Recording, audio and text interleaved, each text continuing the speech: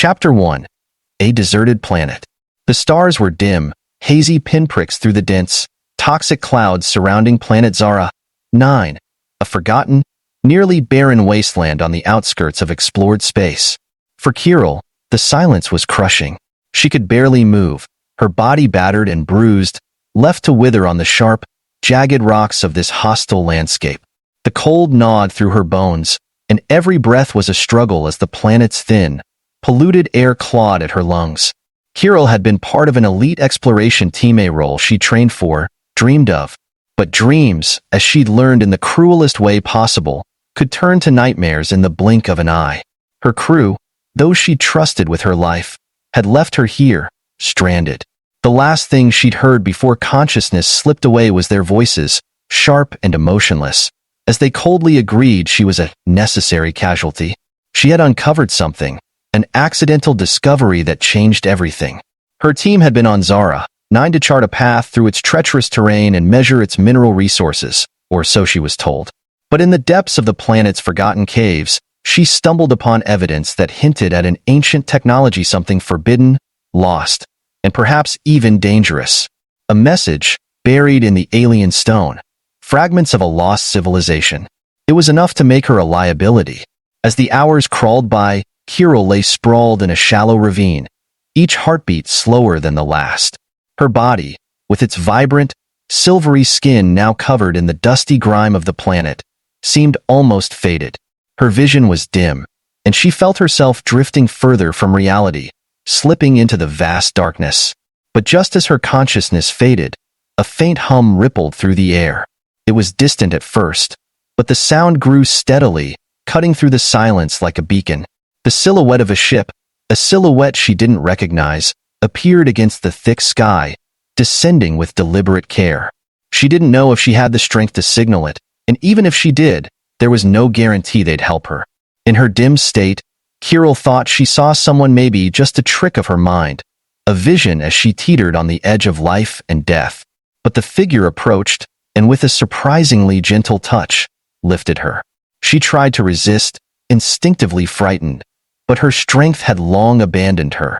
The last thing she remembered before blacking out completely was a face, framed by dark hair, looking at her with a mixture of curiosity and concern. A human face.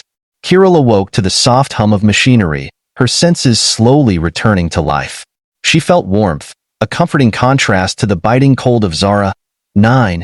And for a moment, she thought she was back on her own vessel, perhaps saved by some unexpected change of heart from her crew. But as her vision cleared, she realized this was not the familiar surroundings of her ship.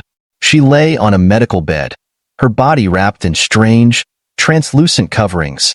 The room was small but clean, filled with unfamiliar technology humming softly around her. It was brighter, warmer, and much more sterile than anything on Zara. 9. Her body felt heavy and strange, almost as if she were underwater, and she wondered if she was in a kind of recovery tank. Her eyes drifted to the figure seated beside her, a man with dark hair and an intense gaze, focused intently on a small, handheld device. He hadn't noticed her awakening yet, engrossed in whatever he was reading. His attire was practical dark pants, a fitted jacket, and a belt with various tools attached. His expression was one of concentration, and though she could see the faint lines of weariness etched into his features, there was a softness to his demeanor that was unmistakably human. She stirred slightly, the movement catching his attention. He looked up, and for a brief moment, surprise flashed across his face before he quickly composed himself. "Easy there," he said, his voice gentle but firm, holding up a hand as if to reassure her. "You're safe now. You've been through a lot." Kirill's mind raced, struggling to process the situation. Her voice was weak, a mere whisper. "Who? Where am I?" The man leaned closer, his expression softening. "My name's Finn Callahan. I'm the captain of this ship, the Stardust. I found you on Zara, 9, barely holding on.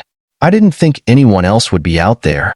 Kirill's memory flashed back to her last moments on the planet, the betrayal of her crew, and the cold finality of being left to die.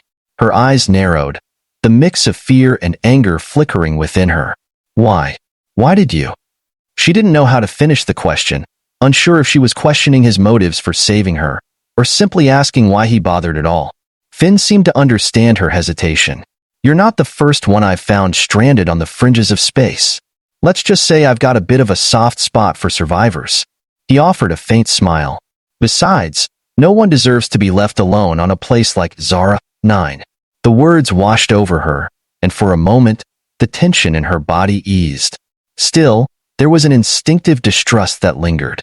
She knew very little about humans. Her people had taught her to avoid them whenever possible, that they were ruthless and self-serving. But this man, he didn't seem to fit that mold.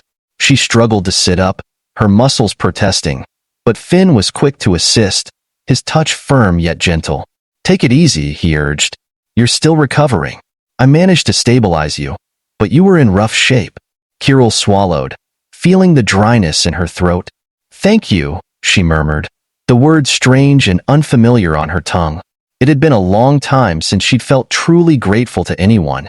Finn handed her a small container of water, and she drank eagerly, feeling the cool liquid rejuvenate her. Do you remember what happened? He asked gently. She nodded slowly, her memories flooding back in fragments, her mission, the discovery, and the moment her team had decided she was expendable. She felt a surge of anger, but it was tempered by a deep sadness. They left me, she whispered, more to herself than to him. My own crew. They left me to die. Finn's expression darkened, a flash of empathy in his eyes. I'm sorry, he said quietly. I don't know what kind of people would do that, but you're safe here. I'll make sure of it. For the first time since the incident, Kirill felt a faint glimmer of hope. She didn't fully understand Finn's motives, and there was still a lingering distrust, but something in his gaze told her he was sincere. As the ship continued its journey through the silent void of space, Finn stayed by her side, tending to her injuries and helping her regain her strength. Over the following days, she learned bits and pieces about him, how he had been a former military officer, now turned independent pilot, navigating the far reaches of space alone. Though he didn't share much about his past, Kirill sensed there was a sadness within him, a burden he carried. She felt an odd kinship with him, both of them bearing scars visible and invisible from the lives they'd led. One day, as he was adjusting her recovery bed, she looked up at him, a question she'd been holding back finally slipping from her lips. Why did you save me, really? He paused, his hand resting on the side of her bed, and looked at her with a faint, almost sad smile. Because once, I was left behind too. I know what it's like to feel abandoned, to think no one is coming for you. His words hung in the air, resonating with her deeply. For the first time, she saw past the hardened exterior and glimpsed the man underneath, a survivor like herself, haunted by his own memories. Kirill found herself opening up to him, sharing fragments of her own story. She told him about her mission, the discovery she had made on Zara 9, and the cold, calculated decision her crew had made to leave her behind. Finn listened intently, his gaze unwavering, and as she spoke, she felt the weight of her experience lift, if only slightly. In return, Finn shared a bit more of his past, how he'd once served in a planetary defense force, only to find himself at odds with the system he'd sworn to protect. He had left, choosing a life on the fringes, where he could live by his own code rather than someone else's. As they shared their stories, a bond began to form between them, one built on mutual understanding and respect. Kirill realized that this human, whom she had once feared, had become her only ally in a vast, unforgiving universe. But even as she found comfort in his presence, a sense of dread lingered. She knew that her former crew wouldn't simply forget about her. They had left her to die for a reason, and if they discovered she was still alive, they would come for her. And this time, she wouldn't be alone. Chapter 2. Against all odds. Days passed aboard the Stardust, and Kirill's strength slowly returned. Each day, she felt a little more like herself, though the scars, both physical and emotional, were still fresh. Finn was a quiet presence, always there when she needed help but never intrusive, allowing her the space to process everything that had happened. Though he asked her questions, he never pressed, and somehow that unspoken respect made her feel more at ease. Despite her growing comfort, Kirill was still cautious, reminding herself that trust was a fragile thing. Her own crew had left her for dead, and though Finn had shown her kindness, she couldn't entirely silence the voice in her head warning her to be wary. One evening, As she was resting in the ship's small but cozy common area, Finn approached her with a small, metallic device. "This is a universal translator," he explained, holding it out. "I thought you might want to adjust the settings. It's not perfect, but it should help with communication if you decide to speak with other humans. Or aliens, for that matter." Kirill took the device, running her fingers over its smooth surface. "Thank you," she said softly, looking up at him with a mixture of gratitude and curiosity. Finn sat across from her, leaning back in his chair. "You know, when I first came across you on Zara 9, I almost didn't believe it. That place. It's practically a graveyard." Kirill's gaze dropped to her hands. "It was supposed to be a simple exploration mission. We were there to map the planet's terrain, study its resources. Or at least, that's what I was told." Finn's eyebrows knit together, and he leaned forward. "So what happened?" She hesitated, still grappling with the betrayal that had changed everything. "I found something. In one of the caves, there was a series of markings, symbols from an ancient civilization. I didn't understand them completely, but there was something about them that felt important." Finn listened intently, his face unreadable. She continued, her voice a mixture of bitterness and sorrow. "My team leader, Kalos, he saw it too. But instead of being excited, he looked terrified, like he knew something I didn't." "Did you confront him?" Finn asked, his eyes narrowing. "I tried," Kirill replied, clenching her hands. "But he cut me off. Said that whatever I thought I'd found didn't matter, that our mission wasn't to explore old ruins." She let out a shaky breath. "I knew something was wrong. Later that night, I heard him talking with one of the other crew members. He said I was a liability." Finn's jaw tightened, and a spark of anger flickered in his eyes. "So they just left you?" She nodded, her voice barely a whisper. "They abandoned me, made sure I was alone on the surface, then took off without a word. I was disposable to them." The room fell into a heavy silence, the weight of Kirill's story settling between them. Finn's expression softened, and he reached out, placing a hand on her shoulder. "I'm sorry. No one deserves that." Kirill swallowed hard, a lump forming in her throat. "Thank you," she managed, feeling an unexpected warmth at his touch. For a moment, the walls she'd built around herself began to crack. They stayed like that for a while, silent but connected, until a sudden beep broke the stillness. Finn glanced at a console on the wall, his expression shifting to one of concern. "What's wrong?" Kirill asked, her heart pounding. "We're picking up a signal," he replied, standing and moving to the console. His fingers danced over the controls, and soon a series of coordinates appeared on the screen. "It's a distress call." Kirill's stomach twisted. "Could it be my crew?" Finn's brow furrowed as he studied the data. "Possibly, but it's an unusual signal encrypted in a way I haven't seen before." He turned to her, a glint of determination in his eyes. "We'll need to check it out. If it's your crew, I'd rather know sooner than later." Kirill nodded, her mind racing. A part of her wanted to confront them, to demand answers, while another part felt a cold fear at the thought of facing the very people who had abandoned her. But with Finn by her side, she felt a renewed sense of courage. As Finn piloted the Stardust toward the source of the signal, the tension between them grew. They were silent, each lost in their thoughts, until finally, they arrived at the coordinates. The ship that appeared on their screen was sleek and ominous, its black hull almost blending with the void of space. Kirill recognized it instantly, her crew's vessel. Her heart pounded as she stared at it, memories flooding back in a torrent of anger and fear. Finn glanced at her. "Are you ready for this?" She took a deep breath, steeling herself. "Yes." They docked with the other ship, and after a brief exchange over the comms, Finn and Kirill boarded, finding themselves in the familiar metallic corridors she had once walked with her crewmates. But now, the ship felt cold, lifeless, a hollow shell. As they moved through the corridors, they encountered no one. The silence was eerie, and a sense of dread crept over Kirill. "Where is everyone?" Finn's hand rested on the blaster at his side. "Stay close. Something doesn't feel right." They continued until they reached the command center.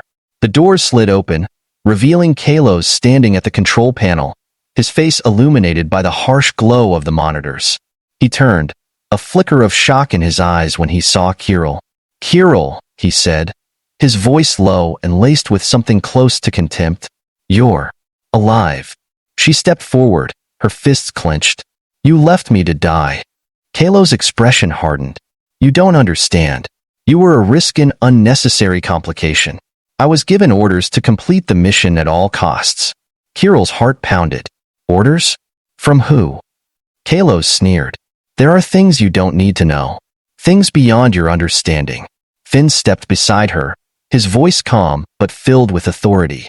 "You've got a lot of explaining to do, Kalos, and I suggest you start now." Kalos glanced at him, a flicker of disdain in his eyes. "And who are you? Just another foolish human meddling where he doesn't belong?"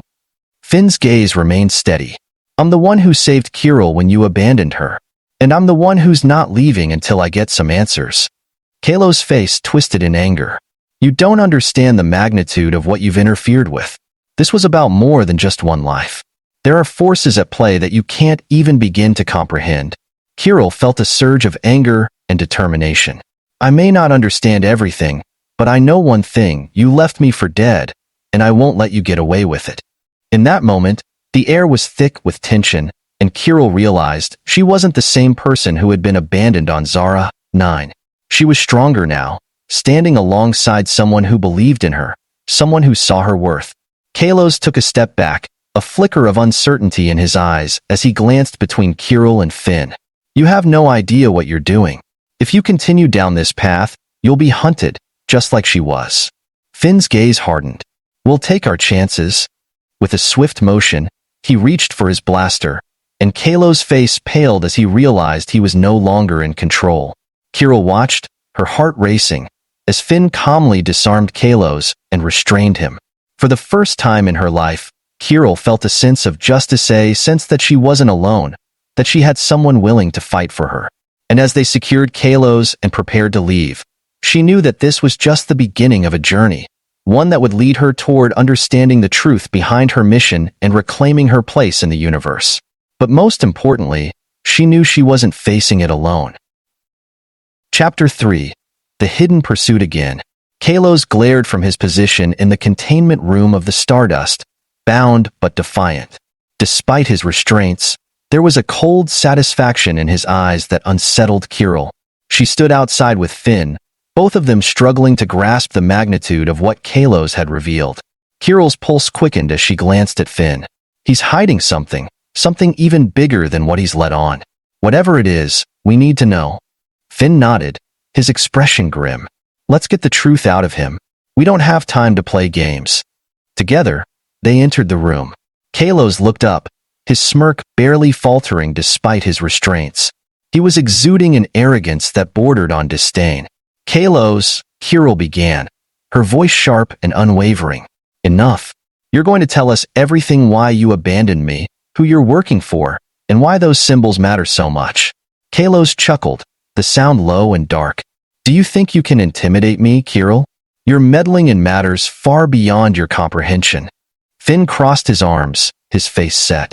"We're done with threats. If you don't start talking, things will get worse for you."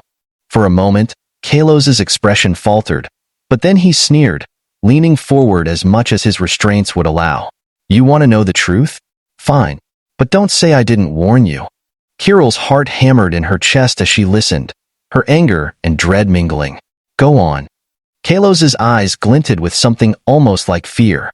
"The symbols you found on Zara 9, they're not just ancient carvings. They're remnants of a civilization that predates all known races in this galaxy, a race that mastered forces beyond our understanding. My orders were to keep that knowledge hidden at all costs, to make sure no one, not even you, would uncover what lies beneath." Kirill's brows knit together in confusion and anger. "And for that, you would abandon me? You betrayed me over some carvings?" Kalos looked away, his expression momentarily softening. "I didn't have a choice. The Order, they don't tolerate failure. They operate from the shadows, controlling information, resources, and people. They believe it's their duty to prevent chaos by containing power, especially the kind that could destabilize the galaxy." Finn took a step forward, his voice low and steady. "So you're saying you're protecting the galaxy by killing anyone who threatens your secret?" Kalos's gaze hardened again. "You think it's that simple? The Order has prevented wars, assassinations, uprisings. They keep things in check. If people found out about these artifacts, it would lead to a scramble for power that could plunge the entire galaxy into chaos. Kirill's hands balled into fists. You were ready to sacrifice me, all to keep this Order happy? Kalos met her gaze, his voice a whisper. I don't expect you to understand, but once you found those symbols, you became a risk I couldn't afford. Kirill felt a surge of anger, but beneath it was a growing understanding. She had stumbled upon something far bigger than she'd realized, a network of power and control that spanned the galaxy, held together by those willing to do anything to keep the Order's secrets safe. She glanced at Finn, her heart steadying at his silent support. Finn's gaze was resolute. We need to stop this Order. If they're willing to kill for their secrets, they're a threat to everyone. Kalos's eyes narrowed. You're fools. The Order has been in power for centuries. They have eyes everywhere. You won't last a day. Finn shook his head. We'll take our chances. He moved to escort Kalos back to his containment area, ignoring his scoffs and laughter. The sound of Kalos's voice echoed behind them, a haunting reminder of the shadow that loomed over them. Back on the bridge, Kirill sat in silence, her thoughts racing. Finn joined her, his presence a steadying force as they prepared for what lay ahead. Kirill finally spoke, her voice barely above a whisper. What if he's right? What if we're in over our heads? Finn looked at her, his expression softening. Maybe we are. But if this Order exists, and they're willing to sacrifice lives to keep their power, we have to do something. She nodded, finding strength in his words. They had a chance to make a difference, to stand up against those who believed they could control others through fear and secrecy. With renewed resolve, she turned her attention to the ship's navigation, plotting a course to the nearest safe point where they could gather more information and plan their next steps. Just as Finn was about to confirm their route, an alert sounded from the scanner. His eyes widened as he saw the Source squadron of ships fast approaching, bearing the insignia of Kalos's crew. They found us, he muttered, his voice tense. Kirill's pulse quickened. What do we do? Finn's jaw tightened. We run. Hold on. The Stardust lurched forward as Finn powered up the engines, sending them hurtling through space. The enemy ships followed closely, their weapons systems locking onto them as blaster fire lit up the void. Kirill watched the monitors, her heart pounding. They're not letting up.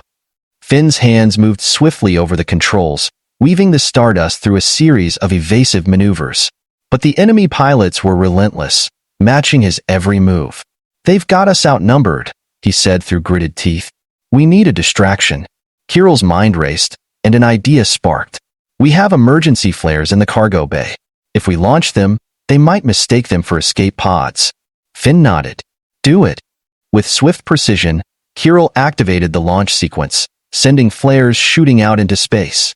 The enemy ships, momentarily confused, diverted some of their attention to the decoys, giving Finn just enough time to execute a daring maneuver. The Stardust veered sharply to the right, slipping out of the enemy's targeting range. For a brief moment, it seemed they might have escaped. But just as they thought they were in the clear, another alert flashed on the console. A single enemy ship had broken off from the fleet and was closing in fast. Finn's jaw tightened. They're not letting us go that easily. Kirill pointed to a dense asteroid field on the navigation screen. What if we lure them into there? They might not follow us. Finn considered her suggestion, his eyes narrowing. It's risky, but it might work. With a determined nod, he set a course for the asteroid field, guiding the Stardust into the treacherous terrain. The rocks loomed around them, jagged and unforgiving, each one a potential death trap. The enemy pilot followed, weaving through the asteroids with a skill that rivaled Finn's own. Kirill held her breath, her heart racing as the distance between them closed. But Finn had one final trick. Just as the enemy ship drew near, he veered sharply, using the momentum to swing the Stardust around a massive asteroid. The sudden maneuver caught the enemy off guard, and in a split second, their ship collided with the rock, erupting in a fiery explosion. As the debris faded into the void, Finn let out a sigh of relief, slumping back in his seat. That was too close. Kirill exhaled, a wave of gratitude washing over her. She knew that without Finn, she would have been lost long ago. Finn glanced at her, a faint smile playing on his lips. "We're in this together, Kirill. Whatever happens, we'll see it through." They left the asteroid field behind, setting course for a safe haven where they could regroup. But as the stardust sailed through the stars, Kirill knew that their journey was far from over.